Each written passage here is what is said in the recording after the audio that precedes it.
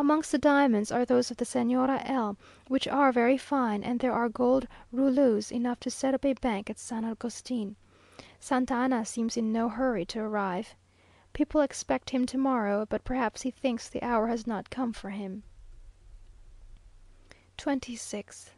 The proclamation of the governor of the department of Jalisco is published today, in which he observes, "The nation cannot forget that this Urrea, who has brought so many evils upon his country, this faithful friend of Mr. Carlos Baudin, and of the French squadron which invaded our territory, for whom he procured all the fresh provisions which they required, is the same man who now escapes from prison to figure at the head of a tumultuous crowd, whose first steps were marked by the capture of His Excellency the President."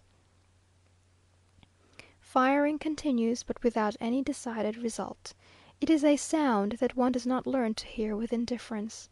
There seems little doubt that ultimately the government will gain the day, but the country will no doubt remain for some time in a melancholy state of disorder. Bills are fastened to day on the corners of the streets, forbidding all ingress or egress through the military lines, from 6 in the evening till 8 in the morning. Gentlemen who live near us now venture in towards evening, to talk politics or play at whist, but generally, in the middle of a game, some report is brought in which drives them back to their houses and families with all possible haste. Señor , a young Spaniard who is living with us, returning here late last night, was challenged by the sentinels at the corner of the street, with the usual "Quien viva?" to which, being in a brown study, he mechanically replied, "Spain." Fortunately, the officer on duty was a man of common sense and humanity, and instead of firing, warned him to take better care for the future. Last night the archbishop paid a visit to the president in the convent of San Agustin, to intercede in favour of the pronunciados. The Mortars have not yet played against the palace, owing, it is said, to the desire of the general in chief to avoid the further effusion of blood. The tranquillity of the sovereign people during all this period is astonishing. In what other city in the world would they not have taken part with one or other side? Shops shut, workmen out of employment, thousands of idle people subsisting heaven only knows how, yet no riot, no confusion, apparently no impatience. Groups of people collect on the streets or stand talking before their doors, and speculate upon probabilities, but await the decision of their military chiefs, as if it were a judgment from heaven, from which it were both useless and impious to appeal. 27th. Long live the Mexican Republic! Long live the Supreme Government! Thus begins the government bulletin of today, to which I say Amen with all my heart, since it ushers in the news of the termination of the revolution.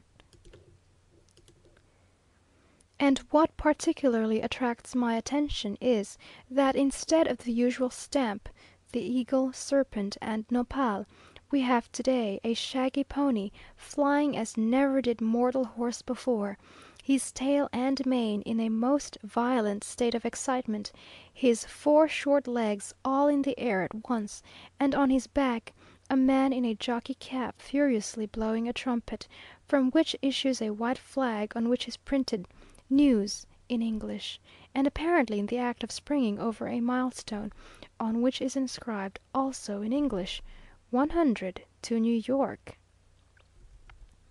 "We have," says the government, "the grateful satisfaction of announcing that the revolution of this capital has terminated happily.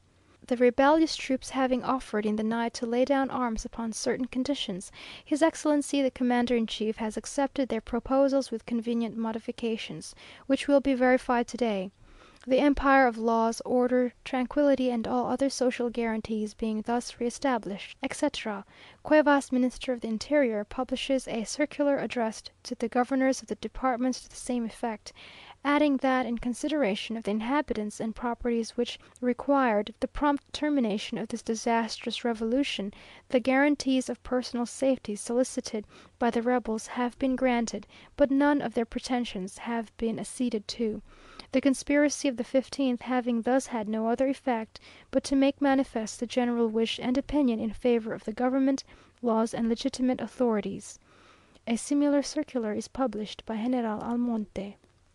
Having arrived at this satisfactory conclusion, which must be as agreeable to you as it is to us, I shall close this long letter, merely observing in apology, that as Madame de Stael said, in answer to the remark that women have nothing to do with politics, that may be, but when a woman's head is about to be cut off, it is natural she should ask, "Why?"